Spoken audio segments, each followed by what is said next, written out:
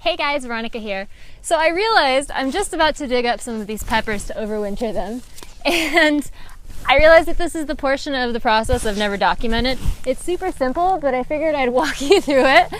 Tater's gonna help, and yeah, we're gonna get moving so that we can get these inside because we have a frost coming here in the next few days. So if you still have a window of opportunity to do this, there's a few ways you can ripen your peppers, right? You can cut the branches that have peppers on them and stick them in a cup of water in a sunny windowsill. Some people just hang them in their garage, like upside down, the whole plant. I like to try and continue getting more crops out of them and potentially save them for the following year to get a head start next spring. So we're gonna give that a go. The first thing I gotta do, other than pet this very cute dog, is to harvest the peppers that are still on the plant that are ready. These are peppercini, so I'm harvesting them green as opposed to red. So I'm just gonna pop off all of the green peppers that are on it. This will help kind of give the plant a fighting chance because we are going to be disturbing the roots to some extent, but trying to avoid it as much as possible and make this a nice, gentle transition for it. Another thing that you want to do, Tater, you gotta move, is to, if you haven't had rain lately, such a love bug. If you haven't had rain lately, you're going to want to water before you do the transplant to minimize transplant shock of your plant. So we got rain a couple days ago, so I'm not too worried. The soil still feels very moist. So I think that there's a few more. What, you going to eat these? So I'll get all of the peppers that I see on it off.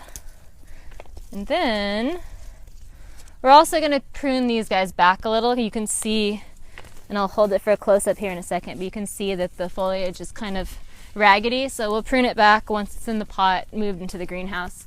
I'm going to move the irrigation out of the way, and then what you want to do from here is we're going to kind of look at the spread of the plant, and that's going to sort of give you a ballpark of what the root zone is going to be. And so maybe not like the furthest spread as far as the branches, but sort of like aim to get that much soil from the ground around the perimeter of the stem versus going too close and cutting off roots and totally shocking your plant and probably killing it. So we're going to aim to sort of make this about like a 10 inches to a foot perimeter here. And I'll just take this shovel and go right in, kind of straight down.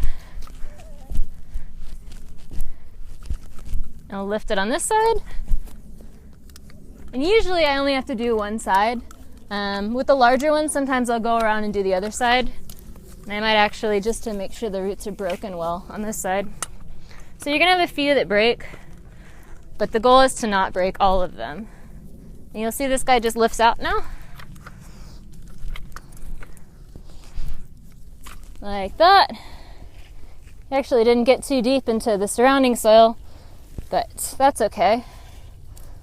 And then you'll see, and lift this up, that most of the roots on it are intact. It's a little bit smaller of a ball than I told you it would be, but that's because the roots didn't branch out as much as I expected them to.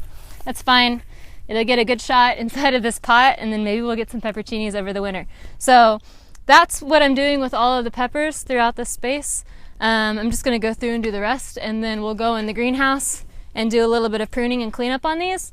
I needed to prep this space because I have to steal the T-posts for another winter wrapping project for my avocado tree. So we're going to cover that here in a bit. Okay, so now we're in the greenhouse, and this guy is going to get a little pruning before he joins all of his buddies on the back wall there. Now, a lot of those ones I have not pruned yet because they have peppers on them and I'm waiting for them to ripen.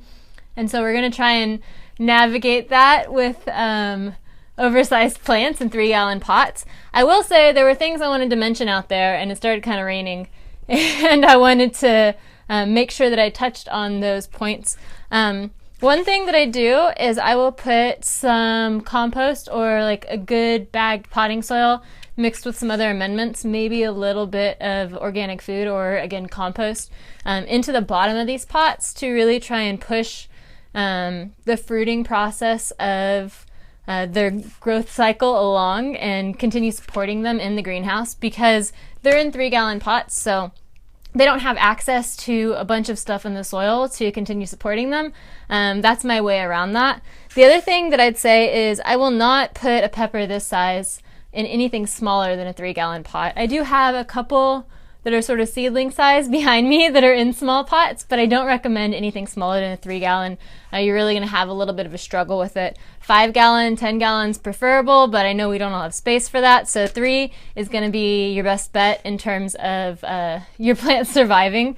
Now, if you look at this guy, you can see, and I'll hold it up, that the base of it has 3 branches that are kind of branching off. There's 2 that are branching off of this main stem.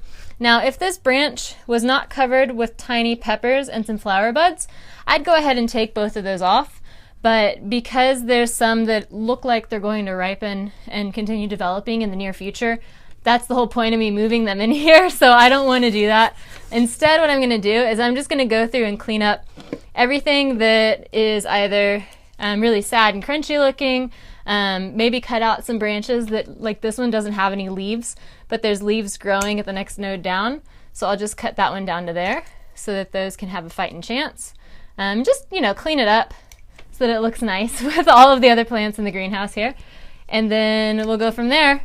That'll also give the roots a little bit more, or a little bit less foliage to have to support as they recover.